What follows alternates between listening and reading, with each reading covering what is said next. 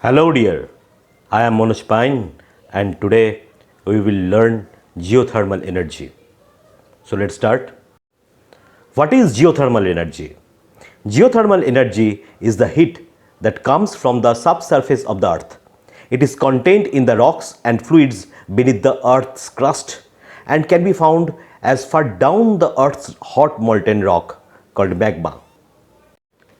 Below the earth's crust, there is a layer of hot and molten rock called magma. Heat is continually produced in this layer, mostly from the decay of naturally radioactive materials such as uranium and potassium. The amount of heat within 10,000 meters of Earth's surface contains 50,000 times more energy than all the oil and natural gas resources in the world. The principle is to use heat energy through heating of water to steam. Geothermal energy utilizes high temperature below the Earth's crust. The hot steam or water heats the fluid that in turn expands to turn turbine that generates electricity. To produce power from geothermal energy, wells are dug a mile deep into the underground reservoirs to access the steam and water there, which can then be used to drive turbines connected to the electricity generators. There are three types of geothermal power plants called dry steam, flash and binary. Dry steam is the oldest form of geothermal technology and takes steam out of the ground and uses it to directly drive a turbine. This is one of the oldest techniques of geothermal electricity. Flash plants use high pressure hot water into cool low pressure water. Water in wells under high pressure is drawn to a region of low pressure. This pressure shift vaporizes the water, emitting the steam at high temperature. This steam is separated from the water and used to heat up the fluid that turns the turbines in the generator. At this pressure, the gas is at a very high temperature. Binary plants pass hot water through a secondary liquid with a lower boiling point, which turns to vapor to drive the turbine. Exploiting the difference in boiling points as determined by density is the most recent method used. A fluid with a much lower boiling point than water is used in the system. This method uses water at a temperature 58 degrees to heat a secondary fluid of lower boiling point. Water heats up the fluid and causes it to vaporize due to lower boiling point and turns the turbines to generate electricity. Now let us understand where we can get geothermal energy. Geothermal energy is used in over 20 countries. The United States is the largest producer of geothermal energy in this world and hosts the largest geothermal field.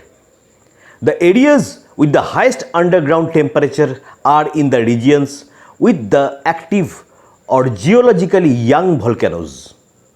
These hotspots occur at tectonic plate boundaries or at places where the crust is thin enough to let the heat through. The Pacific Rim, often called the Ring of Fire for its many volcanoes, has many hotspots, including some in Alaska, California, and Oregon. Nevada has hundreds of hotspots covering much of the northern part of the state. Seismically active hotspots are not only the places where geothermal energy can be found. There is a steady supply of milder heat useful for direct heating purposes at depths anywhere from 10 to a few hundred feet below the surface, virtually in any location on the earth. Even the ground below your own backyard or local school has enough heat to control the climate in your home or other buildings in the community. One of the most important economic aspects of geothermal energy is that it is generated using indigenous resources, which reduces nations' dependence on imported energy, thereby reducing trade deficits. Reducing trade deficits keeps wealth at home and promotes healthier economies.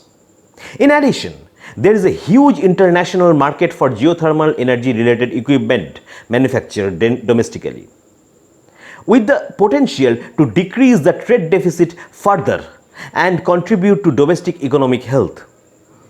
During next 20 years, foreign countries are expected to spend 25 to 40 billion dollars constructing geothermal power plants. Numerous states throughout the United States are now seeking to expand their use of geothermal energy to realize the various benefits such as energy supply diversity, expansion, reliability, environmental attractiveness, and economic development. Some states have been quick to recognize that in many instances, money spent on energy leaves the community, going to outside utilizes or energy suppliers. That same money is no longer available to foster local economic activity. The future of geothermal energy can pretty much be summed up with a single word: more. More. Geothermal power is often considered the third or fourth most important source of renewable energy behind solar, wind, and hydro. Right now, it accounts for just a small portion of the world's power capacity. It accounted for just around 10,709.7 megawatt of installed capacity. But the analysts expect geothermal plants to begin proliferating around the globe at a rapid clip. The reason that geothermal is expected to play an important role in future is that the technology is relatively simple and we are getting better and better at doing this.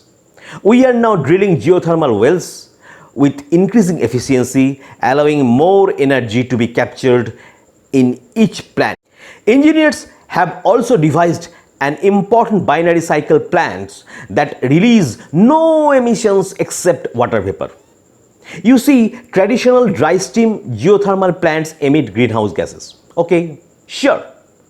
But they emit only 1/8 part of the coal plants. But their emissions are nonetheless.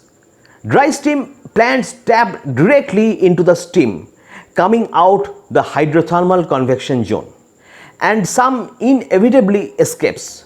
Binary cycle plants create a closed loop system that runs hot water through a heat exchanger and that heats up the another liquid like isobutane that boils at lower temperature than water.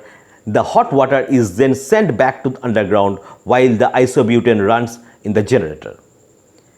Geothermal is also getting cheaper as the technology improves. According to the Union of Concerned Scientists, since 1980, the cost of operating geothermal power plants has declined by as much as 50%. In some markets, buyers buying power from geothermal plants will soon be as cheap as it is from its much dirtier fossil fuel counterparts. Now let us discuss on advantages of using geothermal energy. Firstly, it is very much environment friendly. This is much environment friendly than conventional fuel sources such as coal and other fossil fuels. In addition, the carbon footprint of these geothermal power plants is low. While there is some pollution associated with geothermal energy, this is relatively minimal when compared to fossil fuels. Geothermal energy is a source of renewable energy that will last until the earth is destroyed by the sun in around 5 billion years. The hot reservoirs within the earth are naturally replenished, making it both renewable and sustainable.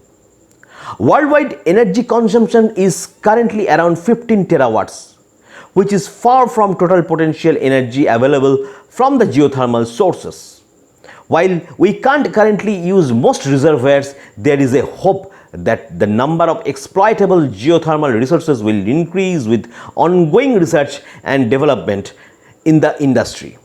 It is currently estimated that geothermal power plants could provide between 0.0035 and 2 terawatts of power. Geothermal provides a reliable source of energy as compared to other renewable resources such as wind and solar energy. This is because the resource is always available to be tapped into, unlike wind and solar energy. Effective use of geothermal energy for electricity generation requires water temperature of over 150 degrees centigrade to drive turbines. Alternatively, the temperature difference between the surface and ground source can be used. Due to the ground being more resistant to seasonal heat changes than the air, it can act as a heat sink or source with a geothermal heat pump, just as 2 meters below the surface. Energy generated from this resource is easy to calculate since there is no fluctuation in the same way as other energy resources such as solar and wind. This means we can predict the power output from a geothermal plant with a high degree of accuracy. Since geothermal energy is naturally occurring resources, there is no fuel required, such as with fossil fuels, and are finite resources which needs mining or otherwise extracting from the earth. There is a great deal of exploration into the geothermal energy at the moment, meaning that new technologies are being created to improve the energy process. There is an increasing number of projects to improve and grow this area of industry. With this rapid evolution, many of the current cons of geothermal energy will be mitigated against. Now this is the time to discuss on disadvantages of geothermal energy. Firstly, the largest single disadvantages of geothermal energy is that it is location specific. Geothermal plants need to be built in places where the energy is accessible, which means that some areas are not able to exploit this source. Of course, this is not a problem if you live in a place where geothermal energy is readily accessible, such as Iceland. Although geothermal energy does not typically release greenhouse gases, there are many of these gases stored under the Earth's surface which are released into the atmosphere during the digging. While these gases are also released into the atmosphere naturally, the rate increases near geothermal plants. However, these gas emissions are still far lower than those associated with the fossil fuels. Geothermal energy also runs the risk of triggering earthquakes. This is due to alterations in the Earth's structure as a result of digging. This problem is more prevalent with the enhanced geothermal power plants, which force water into the Earth's crust to open up fissures to greater exploitation of the resources. However, since most geothermal energy plants are away from population centers, the implications of these earthquakes are relatively minor.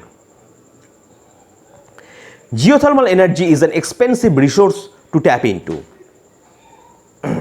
with a price tag ranging from around $2 to $7 million for a plant of 1 megawatt capacity. However, their upfront costs are high. The delay can be recouped as a part of long-term investment. In order to maintain sustainability of geothermal energy, fluid needs to be pumped back into the underground reservoirs faster than it is depleted. This means that geothermal energy needs to be properly managed to maintain its sustainability. My dear students, this is all for today. We will meet shortly. Till then, bye bye. Take care.